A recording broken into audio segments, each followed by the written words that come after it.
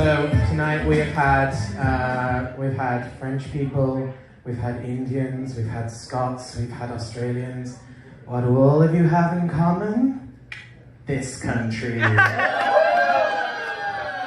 I'm doing stand-up for all of my bitter exes. And I look fantastic. Ziho, hi. Ziho, you were talking about how you accidentally came between two gay guys on Tinder. I've done that on purpose. It's really fun being gay on dating apps because everyone is a potential match for everyone else because we're all same gender looking for the same gender. And so you might pass two guys in a row who are perfect for each other. They're like, I'm looking for someone who loves to cook and loves the outdoors and loves animals. And the next guy's like, I love to cook, I love the outdoors, you're like, I love animals. You're like, wow, I hope I'm the one to keep them apart. I'm gonna message both of them and I'm gonna demand they uninstall this app. And whichever one of them proposes to me first, I'll invite the other one to the wedding. Guys, that obviously didn't happen. I live in Korea. I would get shot if I tried to get married here. Yeah, I'd get stabbed. Well, actually, it's funny. We've had a lot of jokes about the stabbings tonight.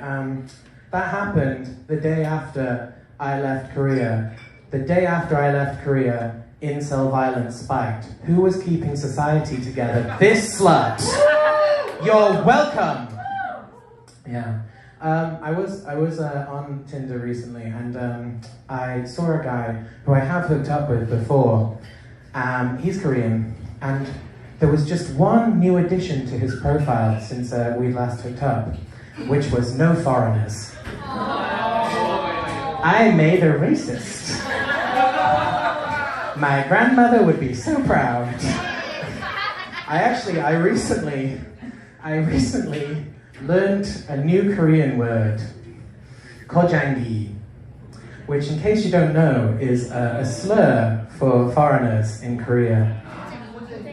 And finally, a slur I can say. This has become my identity, guys. I was in immigration, and I was speaking to them. I was like, oh, I have an appointment. They turned around and said 외국인. I was like, 저는 외국인 아닙니다. 내가 고장이요! That didn't help. I'm being deported. But yeah, I've become way too easy about using it. I'm just calling all my friends. I'm like, hey, what's up, my Kajangi? To the point where I almost called my student Kajangi. He came up. He's like, teacher, I did all my homework. I'm like, oh, what's up, my cool dude? Yeah. Is anyone else a teacher here? Yeah, a lot. I'm fucking sick of talking to English teachers, guys. Really, I'm so fucking sick of it.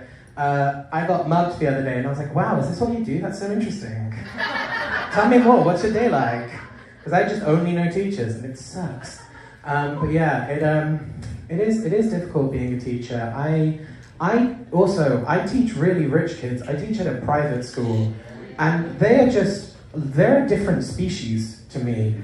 We were doing my dream house, and I did that in school, and I said, my dream house has an airport, so then I can go wherever I want to go. And I was watching my students, and one of the girls had written, my dream house is in the airport. And I was like, oh no, sweetie, you mean it has an airport? She's like, no, it's in the airport, it's in duty free, and thus I don't have to pay taxes. And I'm so poor, I was like, would that work? Is that why Tom Hanks does that? Anyway, I'll leave you this. I've been away for a while, as I said. The incels came out when I left. I was back home, and while I was back home, I got to reconnect with my nephew, who's this lovely little child. He's 4 years old. He's getting sassy.